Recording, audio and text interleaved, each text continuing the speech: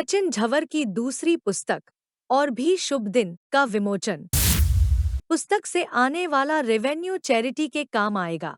Apex hospital के निदेशक doctor Sachin झवर ने अपने जन्म दिवस के अवसर पर सोमवार को उनके द्वारा लिखी हुई पुस्तक और भी शुभ दिन मेकिंग एवरी डे बेटर का विमोचन समारोह के साथ किया। इस दौरान हॉस्पिटल के चेयरमैन डॉक्टर एसपी झवर के साथ ही मुख्य अतिथि के रूप में दिग्विजय डाबरिया, शरद कांकरिया, के बोहरा समेत बड़ी संख्या में गणमान्य लोग उपस्थित हुए एवं पुस्तक विमोचन पर शुभकामनाएं दी। झवर ने बताया कि कोविड समय के दौरान जीवन में ऐसे अनुभवों से रूबरू होना पड़ा जिसने बहुत कुछ सिखाया एवं इसी अनुभव को अपनी पहली पुस्तक शुभ दिन गत वर्ष लिखी थी। इस पुस्तक को मिले रिस्पॉन्स के बाद उन्होंने इसके अगले एडिशन पर काम किया और जीवन से जुड़ी विभिन्न सकारात्मक घटनाओं से प्रेरणा लेकर दूसरी पुस्तक और भी शुभ दिन लिखी। झवर ने कहा कि सकारात्मकता जीवन को सही दिशा में ले जा सकती है।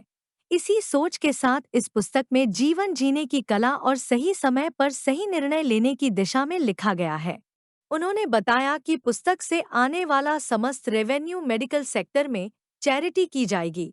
इससे नर्सेज एंड पैरामेडिकल कॉन्फ्रेंस में डोनेट किया जाएगा। और भी शुभ दिन।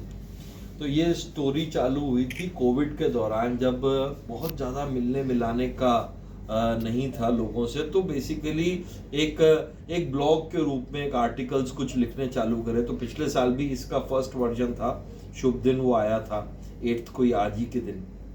अब ये ऐसा लगता है कि अगर शुभ से अपन माने ना, शुभ का मतलब ऑस्पिशियस होता है। शुभ का मतलब आज अगर किसी भी व्यक्ति को वो अगर पढ़ाई कर रहा हो, वो नौकरी पे जा रहा हो, वो बिजनेस कर रहा हो, तो आज अगर उसका एक दिन शुभ होता है तो एक एक करके पूरा साल, पूरा जीवन शुभ हो जाता है। तो इस बुक के अंदर कुछ ऐसे संदेश हैं जो किसी भी व्यक्ति के दिन को अच्छा कर सकते हैं, उसको अच्छी चीजें सिखा सकते हैं। और सबसे इम्पोर्टेंट चीज़ बताऊं मैं कि मुझे खुद को लगता है कि जब मैं इस बुक को जब लिखना चालू करा तो मैं स्वयं, मुझे लगता है कि I have become a good better human being. मुझे खुद को, अपने आप को समझना, अपनी चीज़ को समझना का समय मिला।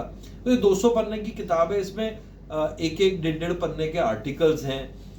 ऐसी चीज़ें हैं जो कुछ मैंने अनुभव करी, क्योंकि आप हॉस्पिटल में होते हो तो आप बहुत सारे लोगों से मिलते हो, बहुत ऑर्गेनाइजेशन में बहुत सारे लोग हैं, उनसे सीखते हो, कुछ किताबों से सीखते हो, कई बार कुछ आपने टीवी में, वीडियो में, पत्रिका में, किसी न्यूज़पेपर में कुछ पढ़ा, तो उससे फिर ये एक सॉर्ट ऑफ स्टोरी या लेसन बनता है। तो उसके ऊपर तरह तरह की चीज़ें लिखी। लिखने की प्रेरणा जो है ना, मुझे, मेरी मदर को भी बहुत लिखने का शौक था, हालांकि उन्होंने कोई बुक नहीं लिखी, बट वो भी चीज़ों को लिखते रहती थी। शायद लिखने का जो डीएनए है वो मेरा पेरेंट्स से आया, और शायद उन्हीं का ये जो उन्हीं का आशीर्वाद था कि मुझे लगता है कि जितने भी लोगों ने पुरानी वाली किताब पढ़ी, कहीं ना कहीं उनके दिल को छू के गई।